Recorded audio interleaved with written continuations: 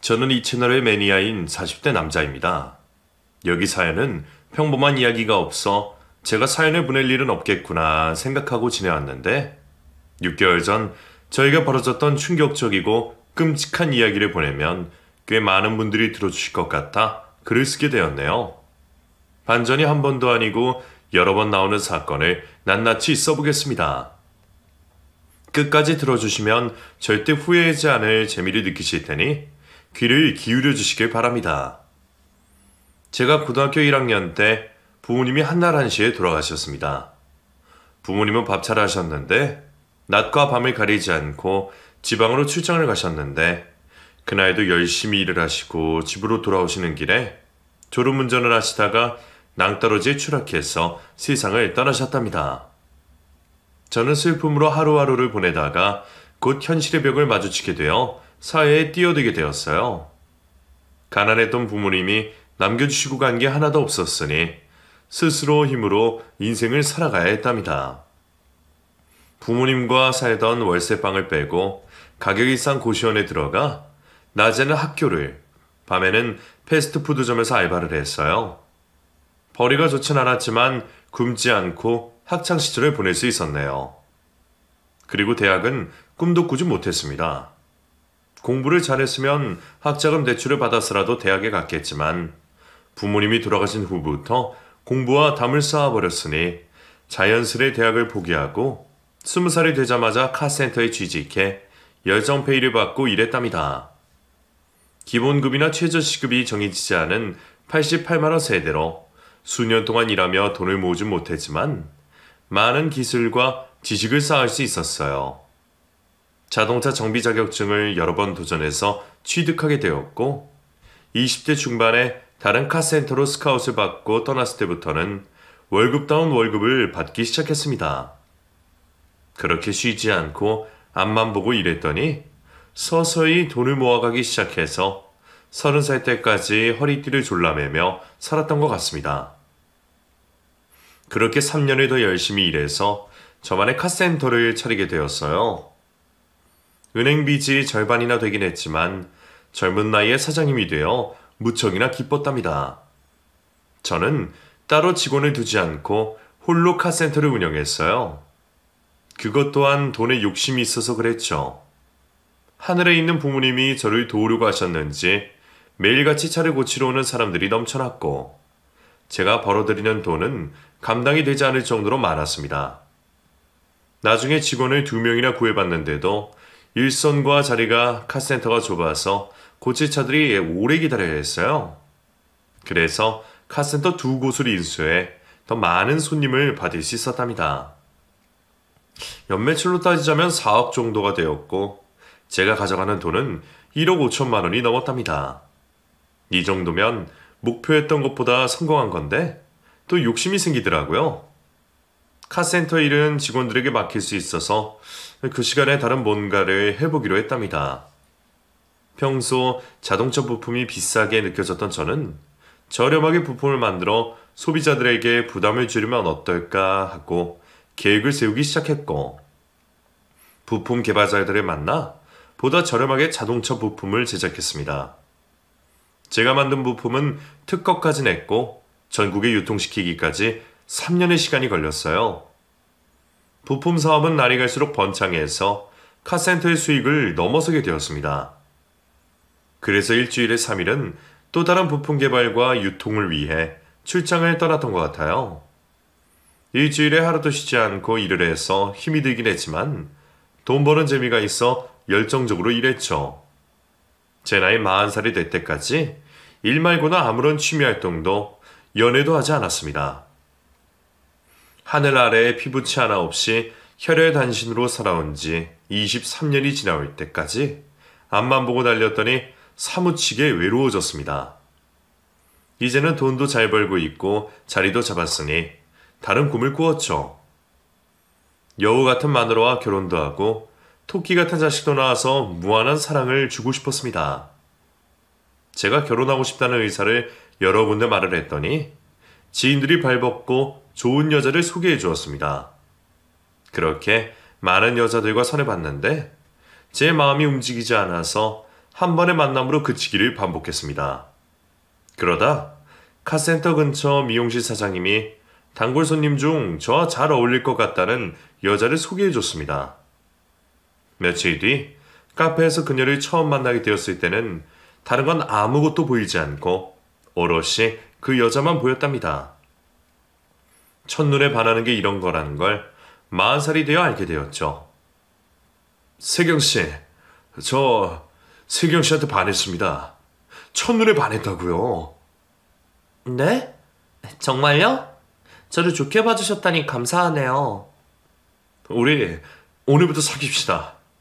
저와 결혼을 전제로 만나주시면 안 되겠습니까? 저희 만난 지 30분밖에 안 됐는데 벌써 결혼 이야기를 하세요? 그게 무슨 상관입니까? 세경 씨를 처음 본 순간 제 아내가 될 거라는 확신이 들었어요. 저나 세경 씨나 나이가 좀 있으니 좀 서둘러도 나쁠 거 없잖아요. 저를 보자마자 결혼까지 생각하시다니 너무 민망해요. 세경 씨는 얼굴이 빨개지더니 엷은 미소를 보이다가 이내 제 마음을 받아주기로 하고 연애를 시작했습니다. 청순 가련하고 청상 여자인 세경 씨를 만나면 만날수록 제 짝이 분명하다는 걸 뼈저리게 느꼈답니다. 저희는 5개월의 아주 짧은 연애를 하게 되었고 마음이 급한 제가 청혼을 해서 결혼을 약속하게 되었어요. 가족이 없는 저는 세경 씨를 소개해줄 사람이 없었고 세경 씨는 홀어머니가 계셔서 찾아뵙고 인사를 드렸어요.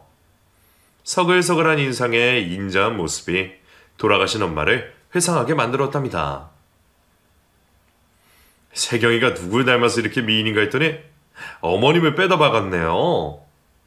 아이, 나보다 세경이가 훨씬 예쁘지. 세경이가 내 딸이라서 하는 말이 아니라 어릴 적부터 인기가 엄청 많았어. 또 자네를 만나기 전까지 쫓아다니는 소리가 한둘이 아니었네. 이야, 그럼 저 완전히 횡재했네요. 그렇게 인기 많은 여자가 저를 선택해줬으니 완전 봉 잡은 거죠. 맞네. 자네는 봉 잡았어. 그런데 말이야, 자네가 보다시피 우리 집 형편이 아주 어렵네. 이 세경이가 번 돈은 거의 다 내 약값으로 나가서 가진 게 없어. 내가 혼수 자금을 마련하려고 해봤는데 대출이 안 된다고 하더라. 미안하지만 자네 돈으로 혼수를 마련하고 나중에 내가 주면 안 되겠나? 아유, 당연히 제가 마련해야죠. 그리고 갚으실 필요 없으니까 괜히 신경 쓰지 마세요. 제가 이래봬도 능력 있는 사업가입니다. 고맙네. 그럼 자네만 믿고 내 딸을 맡김세. 그런데 자네 카센터랑 개발 사업을 같이 하고 있다며? 실례되는 질문인데 자네 한 달에 얼마나 버나? 아이, 실례라뇨. 이제 한 식구가 될 텐데 당연히 물어보셔도 되죠. 제가 한 달에 버는 수입은 3천만 원 정도 돼요. 어머나, 그렇게 잘 벌어? 우리 딸이 남자 잘 만났구만. 팔자가 피게 생겼다고. 다행히 예비 장모님은 저를 마음에 들어 하셨고 빨리 결혼하겠다는 저의 의견을 존중해 주셨어요. 저나 세경 씨는 결혼식에 부를 사람이 많지 않아서 스몰 웨딩을 올리고 부부의 연을 맺었습니다. 신혼생활 3개월 차까지는 얼마나 행복하던지 이 좋은 걸 왜 이제야 했나 싶을 만큼 후회가 들었답니다. 아내를 더 빨리 만났더라면 더 오래 행복을 느꼈을 테니까요. 그런데 누구나 그렇듯이 결혼 생활을 100% 만족하진 못했어요. 결혼한 지 4개월이 지나자 장모님이 노골적으로 돈을 요구하셨습니다. 박서방, 내가 말을 안 해서 모르는 건가? 아니면 알면서 모르는 척하는 건가? 장모님, 그게 무슨 말씀이세요? 제가 뭘 모른다는 거죠? 이 사람 정말 답답하네. 내가 직업이 있는 것도 아니고 혼자 힘들게 사는 걸 뻔히 알면서 왜 가만히 있는 건가? 용돈 때문에 그러세요? 장모님, 제가 매달 용돈을 드리고 있잖아요. 한 달에 100만 원이면 생활하는데 큰 어려움이 없지 않으신가요? 뭐야? 나보다 귀한 딸을 데려갔으면서 꼴랑 100만 원씩만 주려고 한 거야? 자네 이제 보니 도둑놈이 따로 없구만. 그리고 박서방 자네가 능력 있고 돈도 잘 버는데 장모인 나한테 많이 베푸면 돈 나는가? 다른 집 사이들은 장모한테 외제차도 사주고 명품도 신상으로만 선물 받는다더라. 그뿐만 아니라 제주도 여행에 해외여행까지 아주 호강하면서 산다고 자랑을 얼마나 많이 하는지 아나? 그런데 나는 이게 뭔가? 돈 잘 버는 사이를 뒀는데 꼴랑용도 100만 원이라니. 자네 해도 너무한다고 생각하지 않나?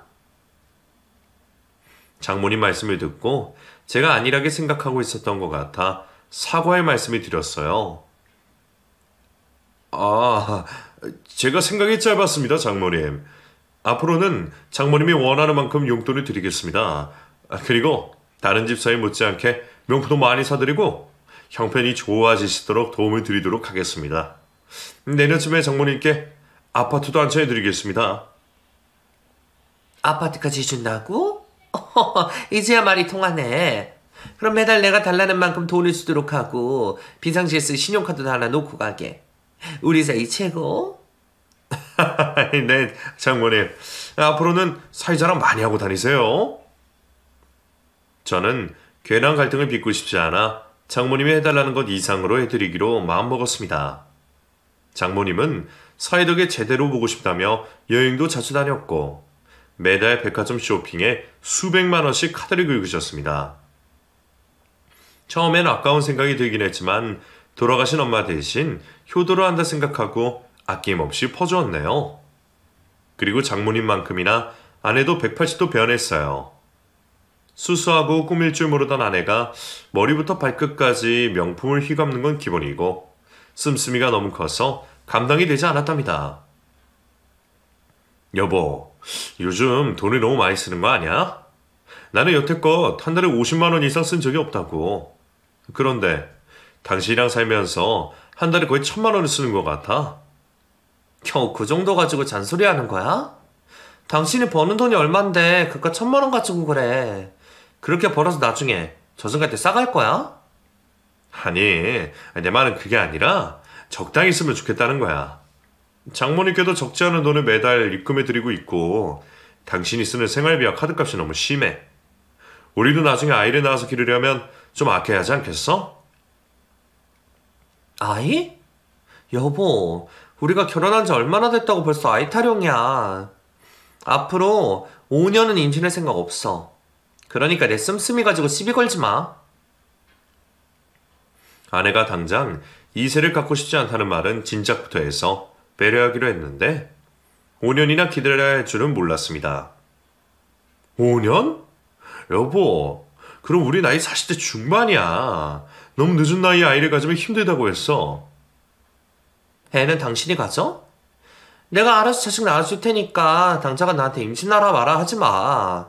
그렇게 자식을 가지고 싶으면 나랑 엄마한테 더 잘해봐. 혹시 알아? 내 생각이 바뀌어서 더 빨리 애를 낳을지? 아, 그래? 알겠어. 그럼 내가 2배로 더 잘하도록 할게. 아내의 말 한마디에 장모님과 아내에게 더 많은 돈을 쓰게 되었습니다. 돈이야 계속 잘 벌리고 있었으니 아깝게 생각하지 않고 베풀었네요. 이렇게 가정에 충실하고 장모님께 돈으로 남아 효도를 하고 있었는데 희한하게 장모님은 단 한 번도 저를 처가에 부르시지 않았습니다. 밥이라도 한 끼 챙겨주시면 감동이라도 할 텐데 초대를 절대 하시지 않더라고요. 그래서 제가 먼저 연락드리고 처가에 찾아뵙겠다고 하니 바쁘다는 말씀만 하시고 전화를 끊으셨어요. 이에 아내에게 장모님께 서운하다고 했더니 자기 엄마가 밥 해주는 기계냐며 저에게 불만의 목소리를 높였습니다. 우리 엄마가 노년을 즐겁게 보냈다고 친구들 만나고 놀러 다니느라 바쁜 건데 이해 좀 못해줘? 사이밥 차려주지 않았다고 불만이라니. 당신 엄청 보수적이다. 아니, 그게 아니라 나는 부모님 없이 오랜 시간을 혼자 살았잖아. 그래서 장모님을 자주 뵙고 싶어서 그런 거야. 친엄마처럼 가까워지고 싶다고. 당신이 외롭게 살아온 건 이해가 되지만 그렇다고 해서 우리 엄마한테 장모 노릇하라는 건 억지야. 아, 알았어. 당신 하는 말 이해했으니까 그만하자. 진작에 그럴 것이지. 그리고 우리 엄마 다음 달에 일본 온천 여행 가신대. 당신이 두둑하게 용돈 좀 챙겨드려. 또 여행을 가신다고? 여행을 한 달에 몇 번을 가시는 거야? 장모님이 가져가시는 돈이 얼마나 많은 줄 알아? 우리 엄마한테 쓰는 돈이 그렇게 아까워? 싫으면 주지 마. 그렇게 말하고 방문을 세게 닫고 들어갔습니다. 아내와 장모님이 둘이서 고생하며 살아와서 이러는 건 알겠는데 저에게 너무 많은 걸 요구하는 것 같아 스트레스가 심해졌어요. 딸 가지고 장사한다는 말이 뭔지 뼈저리게 알 수 있었죠. 저는 카센터 운영과 자동차 부품 사업이 계속 잘 되고 있어서 매일 바쁘게 일하고 퇴근했어요.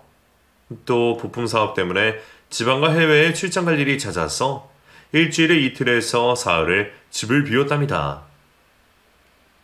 아내가 저를 만나 씀씀이도 커지고 냉랭한 태도가 섭섭하긴 했지만 집을 떠나 며칠 얼굴을 보지 못하면 사무치게 그립더라고요.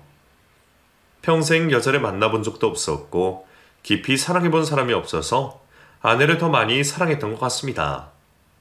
여하튼 출장지에 가서 아내 목소리가 듣고 싶을 때 영상통화를 걸면 10번 중에 겨우 한 번을 받아주었어요.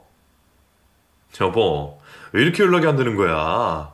당신한테 무슨 일이 생긴 줄 알고 걱정하던 참이었어. 이런 무슨 일? 매일 보는 부부인데 출장 나가서도 꼭 이렇게 확인 전화를 해야겠어? 내가 딴짓이라도 하고 있을까봐 이러는 거야? 여보, 무슨 말을 그렇게 해? 난 당신이 보고 싶어서 영상통화를 건 거야.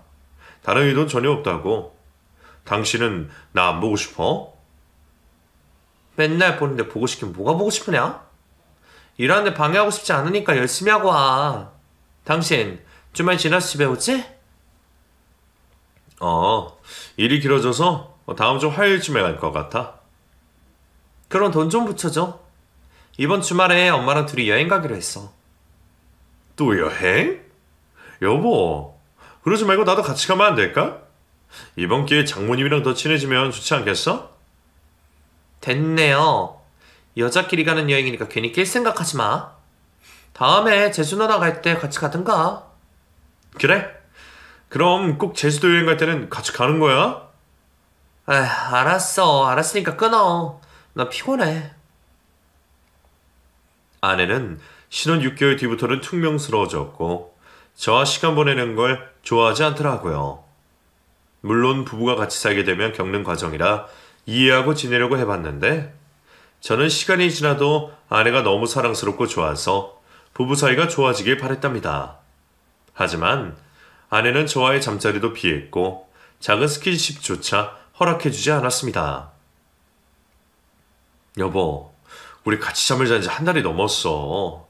난 당신이 아직도 처음 본 순간처럼 애틋하고 사랑스러워. 제발 내 마음을 알아줬으면 좋겠다고. 당신 짐승이야? 부부관계는 서로가 원할 때 하는 거야. 한 사람이 싫다 하면 기다려줘야 한다고. 나도 알지. 그런데 당신이 날 너무 많이 피해서 이런 말을 하는 거야. 당신, 내가 남자로 보이지 않는 거야? 나한테 매력이 없어? 아휴, 당신 사람을 질리게 하는 거 알아? 당신이나 나나 40대야. 28 청춘이 아니라고. 스킨십을 피하는 건 당연한 일이란 말이야. 그래도 난 당신이 너무 좋아서 그래. 세상에 하나밖에 없는 내 여자니까 계속 손도 잡고 싶고 잠자리도 매일 하고 싶단 말이야. 당신도 나랑 같은 마음이면 좋겠어. 노력 좀 해주면 안 될까? 그러자 아내는 짜증스럽고 귀찮다는 듯이 알았다, 알았어. 한번 해주면 될 거 아니야. 라며 선심서주듯이 말하고 잠자리를 가졌답니다. 이렇게 짝사랑하는 것 같은 결혼 생활이 6개월 더 이어지자 아내는 외박까지 일삼았습니다. 저는 결혼하고 두어 번 갔던 처가에 허구한 날 혼자 가서 시간을 보내고 돌아왔어요. 당신 처가에 다녀온 거 맞아? 다른 데 갔다 온 거 아니지? 그 질문의 요지는 뭐야? 내가 바람이라도 피운다고 의심하는 거야? 아니 꼭 그런 건 아니지만 요즘 들어 외박이 잦으니까 괜히 걱정이 들어서 하는 말이야. 인간아, 엄마 허리가 안 좋아서 내가 밥 차려드리고 말동무도 해드리려고 하는 거 아니야. 그런 날 어떻게 의심할 수가 있어? 난 바람 같은 거 절대 안 피워. 그런 파렴치한 인간이 아니라고. 또 이런 얘기하면 그땐 엄청 화낼 줄 알아? 알았어. 미안해, 여보. 아내의 말을 믿긴 했지만 수상하게 보이는 건 어쩔 수 없었어요. 그러던 어느 날 카센터 직원 하나가 저에게 조용히 할 말이 있다며 구석으로 불렀습니다. 사장님, 어제 놀이공원에서 사모님을 봤어요. 놀이공원? 그럴 리가. 집사람은 어제 장모님 댁에 갔는데? 아니에요. 분명히 사모님이었어요. 그래? 누구랑 있었는지 봤어? 그게 제 눈으로 본 건 사모님 뿐이었어요. 누군가 놀이기구 타는 걸 보고 있더라고요. 그런데 사모님 시선을 따라가 봤더니 젊은 남자였습니다. 직원의 말을 듣자 피가 끓기 시작했습니다. 그동안 외박하던 아내의 비밀을 알게 되었으니까요. 설마 하는 마음이었는데 목격자의 말을 들으니 확신이 섰네요. 그게 정말이야? 젊은 남자랑 데이트하고 있다는 게? 놀이공원에 사장님, 장모님이 같이 갈 일이 없잖아요. 생각해보세요. 연세가 많으신 할머니가 놀이기구를 타시겠어요? 맞아. 우리 장모님은 허리가 좋지 않으셔서 놀이기구를 탈 일이 없지. 자네가 중요한 얘기를 해줬네. 고마워. 제가 괜한 말씀을 드린 건 아니겠죠? 이 얘기 해야 하나 말아야 하나 고민했었는데 저는 사장님 덕분에 먹고 사는 사람이니라 말씀드렸어요. 그래, 잘했어. 이 얘기는 비밀로 해주게. 남의 가정사가 소문나서 좋을 게 없잖아. 그렇게 직원의 말을 듣고 나자 아내에 대한 신뢰가 떨어졌고 사랑했던 마음이 순식간에 사라지는 것 같았습니다. 마음속으로 이혼을 해야 하나, 한 번은 그냥 넘어가야 하나, 여러 생각들이 머릿속을 복잡하게 해서 며칠 동안을 고민해봤는데 도저히 아내와 헤어지는 건 어려울 거라 결론을 내렸습니다. 그래서 먼저 아내의 자동차 블랙박스를 확인해봤는데 처가에 간 것 외에는 다른 기록이 없었습니다. 상간남의 차를 타고 이동했으면 충분히 흔적이 남지 않을 거라 생각하고 아내를 불러앉히고 진실을 물었어요. 당신 바람 피우지? 솔직하게 말해봐. 뭐? 또 그 소리야? 내가 아니라고 했으면 믿어야지. 왜 아직도 의심을 하는 거야? 당신 의부증이야? 솔직하게 말해. 내 직원이 당신을 봤다더라. 놀이공원에서. 놀이공원? 아, 엄마랑 둘이 나들이경 갔다 왔는데 그걸 본 모양이네. 그래서 직원이란 사람이 내가 상간남이랑 있는 거 봤대? 아니지. 그렇긴 하지만 어떤 젊은 남자를 애틋하게 바라보고 있다는 걸 봤다던데. 그리고 장모님 허리도 안 좋으신데 놀이공원을 갔다는 게 말이 돼? 왜 말이 안 되는데? 놀이기구가 위험하거나 허리에 무리가 가는 게 아닌데 무슨 상관이야? 엄마가 허리는 아프지만 여행도 다니고 나들이도 다니는 걸 몰라? 엄마가 회전목마를 타고 싶다 해서 놀러 간 건데 감기 바람난 옆엔 대로 뭐라? 못 믿겠으면 엄마한테 전화해서 물어보면 되겠네. 기다려봐. 아내가 끝까지 아니라고 말하기도 했고 증거가 없어서 말을 멈추고 말았습니다. 그러자 아내가 장모님께 전화를 걸어 스피커폰으로 통화를 하더군요. 엄마, 늦은 시간에 미안해. 그런데 엄마가 밝혀줄 게 있어서 전화 걸었어. 밝혀주다니 뭘 말이냐? 우리 어제 어디 갔다 왔는지 말해줘. 어제? 놀이공원 다녀왔잖아. 그런데 그걸 왜 묻는 거야? 엄마 사이가 내가 놀이공원에 바람 피우러 갔다고 생각하고 있어서 확인시켜 주려고. 글쎄 나더러 어제 놀이공원에 상간남이랑 간 게 아니냐고 의심하는 거 있지. 지금 옆에서 같이 듣고 있으니까 엄마가 해명 좀 해줘. 뭐야? 감히 내 딸을 의심해? 박서방, 자네 할 일이 그렇게 없어. 장모님, 진짜 집사람이랑 같이 놀이공원에 가셨어요? 이 사람이 속고만 살았나? 내가 자네한테 거짓말이라도 하겠나? 저는 더 이상 의심할 증거도 없었고 장모님까지 놀이공원에 함께 갔다고 증명을 해주시니 꼬리를 내리고 말았답니다. 장모님 죄송합니다. 제가 실수를 했네요. 다시는 이런 일 없도록 하겠습니다. 자네 요즘 마음에 안 드는 게 한둘이 아니야? 이번 달 용돈은 지난 때보다 적게 보냈나? 죄송합니다 장모님. 대금 치료할 게 많아서 돈이 부족했어요. 집사람 통해서 드리도록 할게요. 알겠네. 다음부터는 내가 치사하게 돈 얘기하지 않게 제대로 좀 보내게. 결국 저만 의심만한 남편이 되어 호되게 혼이 나고 넘어갔습니다. 그런데 아내가 그날 이후로 저에게 살갑게 굴기 시작했어요. 스킨십이라면 경악할 정도로 싫어하던 사람이 제 몸에 찰싹 달라붙어서 떨어질 생각을 하지 않았답니다. 저야 사랑스러운 아내가 그렇게 대해주니 더할 나위 없이 좋아서 연애 때 기분으로 돌아가 실컷 사랑했습니다. 얼마 뒤 제가 출장을 가게 되었을 때 아내가 처음으로 주차장까지 배웅을 해주었답니다. 자기야, 잘 다녀와. 나 없다고 울지 말고. 당신이 보고 싶으면 영상통화 걸 테니까 꼭 받아줘. 자기는 내가 그렇게 좋아? 하루도 안 보면 눈에 가시가 돋나? 당연하지. 내 인생에서 가장 소중한 존재인데 사랑하는 거 당연한 거 아니겠어? 난 아직도 당신을 보면 가슴이 두근거려. 그렇게 사랑해주니 고마워, 자기야. 나도 앞으로 2배, 3배 더 많이 사랑해줄 테니까 오래오래 행복하게 살자. 아내의 달콤한 말에 저는 기쁜 마음으로 출장을 떠날 수 있었습니다. 몇 시간 뒤 숙소에 도착했더니 벌써 아내가 보고 싶어서 영상통화를 걸었어요.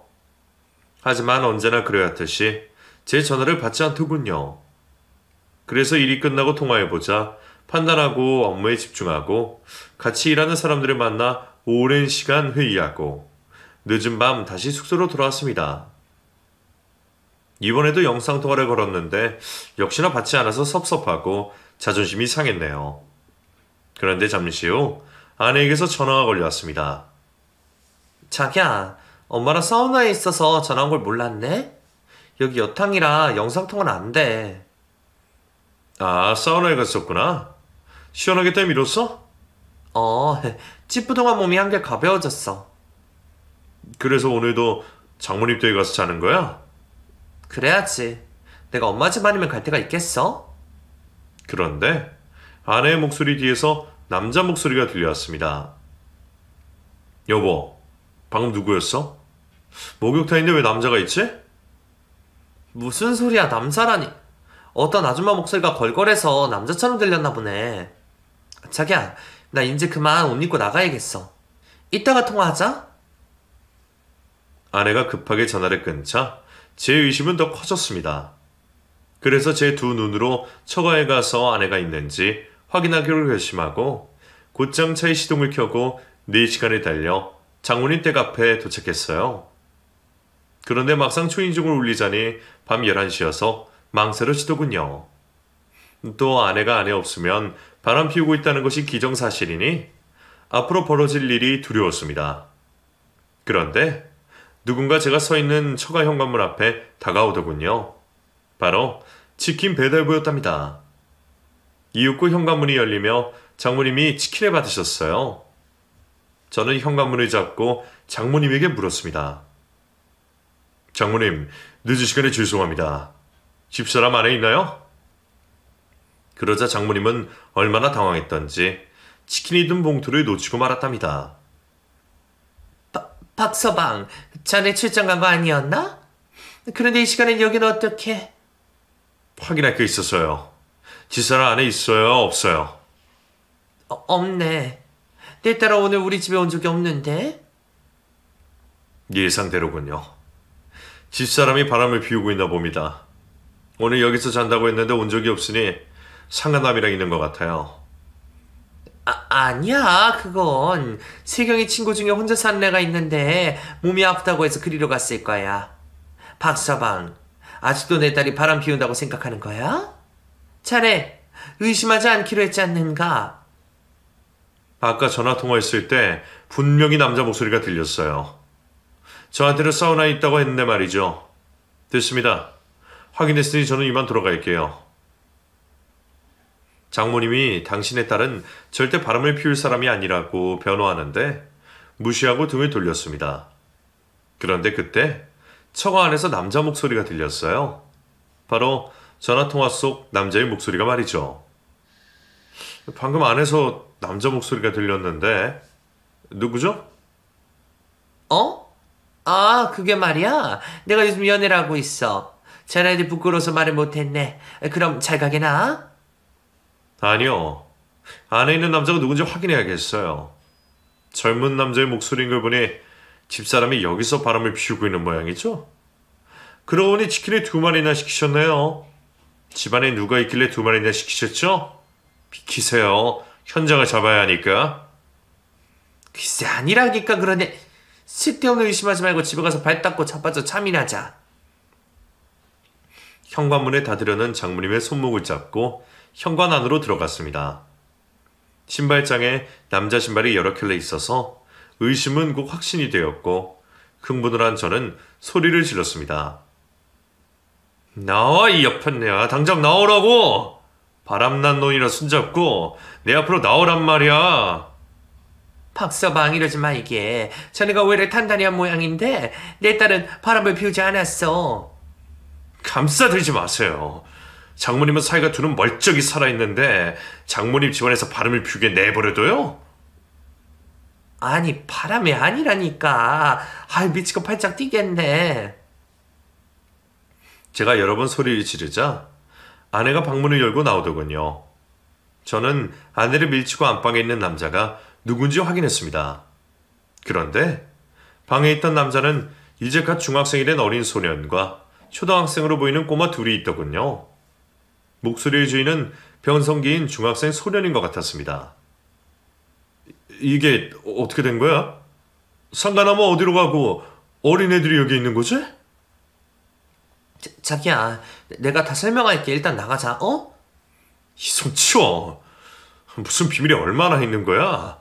이 애들이 누군지 당장 말해봐. 아내는 겁에 질려서 아무 말도 하지 못하고 있는데 방 안에 있던 가장 큰 애가 말문을 열었습니다.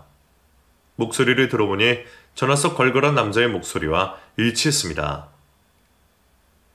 이분이 우리 엄마예요. 아저씨는 누구신데 우리 엄마한테 화를 내는 거예요? 뭐라고? 엄마? 진짜 이 사람이 너희들 엄마니? 네, 우리 엄마예요. 그제야 아내와 장모님의 판도라 상자가 열렸습니다. 그동안 장모님이 저를 집에 부르지 않았던 이유가 손주를 키우고 있었기 때문이고 아내가 호구한 날 처가에 가서 며칠씩 머물고 온 이유가 이거였던 거예요. 자기 자식들을 보러 온 거죠. 그러니까 당신한테 아들이 셋이나 있던 거야? 나한테 처녀로 속이고 결혼을 한 거였어? 자기야 미안해. 처음에 말하려고 했는데 당신을 놓치고 싶지 않아서 당분간 비밀로 하기로 한 거야. 상황 봤을 때가 되면 진실을 말하려고 했어. 웃기는 소리 하고 있네. 넌 나한테 사기를 친 거야. 장모님도 마찬가지고요. 그동안 나한테 왜 그렇게 많은 돈을 요구했는지 이해가 되네요. 나한테 가져간 돈으로 얘네들을 키운 거예요? 내 돈으로 생판 모르는 남의 자식을 먹이고 입힌 거냐고요? 저의 분노에 장모님은 벌벌 떨면서 사과를 하더군요. 박서방, 진짜 미안하네. 세경이가 좋은 사람을 만났다고 해서 내가 비밀로 하라 한 거야. 박서방, 자네 우리 딸 진심으로 사랑하지 않나? 이 아이들은 내가 키울 테니 자네는 내 딸과 계속 살면 돼. 그걸 지금 말이라고 하세요? 애가 셋이나 딸린 여자였으면 장모님 딸을 만나지도 않았을 거라고요. 나 제대로 고소해서 두 사람한테 생지옥을 보여줄 겁니다. 장모님 인생 종쳤다고요. 그렇게 화를 냈더니 아내가 제 손을 잡고 눈물이 뚝뚝 흘리기 시작했어요. 그동안 자기가 고생하고 살아온 이야기를 주저리 떠들더군요. 자기야, 진짜 죽을 죄를 졌어. 그런데 내가 자기를 사랑한 건 진심이야. 당신과 결혼이 하고 싶어서 잠시 비밀로 한 거야. 야, 애가 셋이나 딸린 여자가 무슨 낯짝으로 총각하고 선을 보냐. 처음부터 넌 돈 많은 남자를 꿰찰 목적으로 날 만난 거잖아. 1년 동안 내 돈으로 호의호식하고 살아온 건 물론이고 네 애새끼들까지 키웠더니 좋았냐? 얘네들 죄다 비싼 옷들 입고 있네. 이거 다 내 돈으로 산 거 아니야? 부잣집 자식들로 키우고 싶어서 날 꼬신 거구만. 그러자 장모님이 두 손으로 빌며 부탁의 말을 했습니다. 박서방 진정하게. 흥분하지 말고 우리 이성적으로 대화하자고. 내가 아이들 데리고 떠날 테니 두 사람은 다 잊고 시작해. 애들하고 평생 자네와 세경이 앞에 나타나지 않겠네. 박서방, 내 딸 없이 못 산다고 했지 않는가. 뻔뻔한 장모의 태도에 부하가 치밀었습니다. 아씨, 미쳐버리겠네. 두 사람 나한테 왜 그랬어요? 왜 내 인생에 들어와서 이 사달을 만드냐고요? 자기야, 진심으로 미안해. 내가 잘못했어. 그런데 자기, 나랑 헤어질 수 있어? 내가 이 세상에서 제일 소중하다고 했잖아. 제발 날 버리지 마. 새롭게 시작하자고. 당신이랑 아이도 낳고 잘 살면 되잖아. 내가 당신 꿈을 이루게 해줄게. 당신이 내 과거를 눈 감아주기만 하면 우리에게 아무런 문제 없어. 닥쳐. 당장이라도 네 따귀를 날리고 싶은데 애들이 보고 있어서 참고 있는 거야. 장모님도 마찬가지고요. 두 사람은 벌벌 떨며 고개를 떨구자 아내의 큰아들이 저를 향해 소리쳤습니다. 아저씨가 뭔데 우리 엄마랑 할머니한테 화를 내요? 우리 집에 갑자기 들어와서 뭐 하는 짓이냐고요? 얘야, 네 엄마랑 할머니는 사기꾼이야. 아저씨한테 사기를 쳤다고. 그래도 너희한테는 가족이니 이쯤에서 끝내고 나가도록 하마. 당신, 이혼서를 보낼 테니까 조용히 합의혼으로 끝내자. 마음 같아선 이혼 소송으로 가서 끝장을 보고 싶은데 애들을 봐서 참는 거라고. 아내와 장모님은 끝까지 잘못했다며 다시 생각을 해보면 안 되냐고 빌고 빌었습니다. 하지만 저는 오만정이 떨어져서 무조건 이혼할 마음이었어요. 딸린 년이 쌍판되게 철판을 둘렀냐? 그만 닥치고 떨어져. 장모님도 입 좀 닥치고 가만히 있으세요. 제 입에서 욕설이 튀어나오자 아내의 큰아들이 화가 심하게 났는지 저에게 플라스틱 컵을 집어 던지더군요. 아저씨, 당장 사과하세요. 우리 엄마랑 할머니한테 욕하고 막말한 거 잘못했다고 사과하시라고요. 그래, 너한테는 미안하다. 아무것도 모르는 니들이 무슨 죄가 있겠니? 앞으로 네 엄마랑 외할머니랑 행복하게 살거라. 아저씨는 이만 간다. 외할머니라뇨? 우리 할머니는 친할머니예요. 뭐? 친할머니? 네, 하늘나라에 있는 우리 아빠의 엄마시라고요. 저는 한 번 더 뒤통수를 맞자 머리가 어질어질해졌습니다. 그동안 장모님에게 해준 돈이 얼마인데 여태껏 아내의 전시모에게 애정과 돈을 갖다 바쳤단 겁니다. 장모님, 아니, 아주머니, 당신 누구세요? 나한테 장모라고 속인 당신의 정체가 뭐냐고요? 박서방. 내가 왜 당신 박서방이야? 이것들이 사람 하나 바보로 만들고 등을 쳐먹어? 그러고도 니들이 사람이야? 당신들 둘 협의이혼 따위는 없는 줄 알아. 사기로 고소하고 혼인부효소송을 하겠어. 그러자 아내의 시모가 불이 나게 애들을 방으로 들여보내고 나와 제 앞에 무릎을 꿇었습니다. 아내도 마찬가지였고요. 이복의 박서방. 나 세경이 엄마 맞네. 내 아들이 죽고 나서 며느리가 아닌 딸로 받아들이고 살아왔네. 그건 나랑 상관없는 이야기야. 어쨌든 난 생판남인 당신의 장모로 모셨고 애 셋이 딸린 여자한테 속아서 결혼한 피의자라고. 두 사람은 한 사람 인생을 망쳤어. 가만두지 않을 거야. 자기야, 제발 용서해줘. 우리가 이렇게 빌잖아. 아까 말한 대로 합의 이혼을 하자. 나랑 엄마가 사기죄로 감옥에 가면 저 애들은 어떻게 살아? 그게 나랑 무슨 상관이야. 남의 눈에 눈물 나게 만들었으면 피눈물 날 각오를 하려는 게 인지상정 아니야?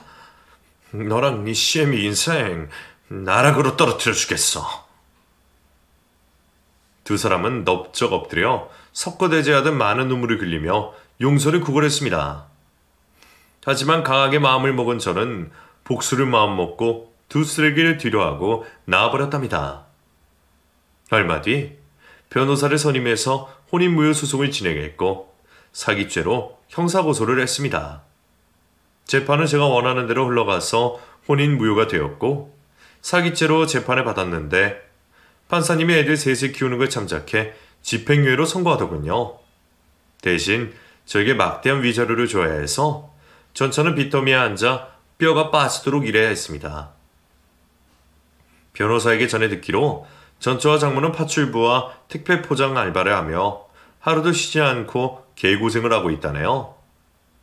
뒤늦게 아내의 진실을 알게 되고 참교육한 이야기를 주저리 떠들어봤는데 재밌으셨나요? 쉽게 사랑에 빠져버린 제 탓으로 시작된 악연이긴 하지만 후회는 없어요. 다음에 올 사랑을 성급하지 않게 기다릴 수 있게 되었으니까요. 당분간은 일에만 집념할까 합니다. 그럼 이만 물러갈 테니 댓글로 제 마음을 쓰다듬어 주시길 부탁드립니다. 안녕히 계세요.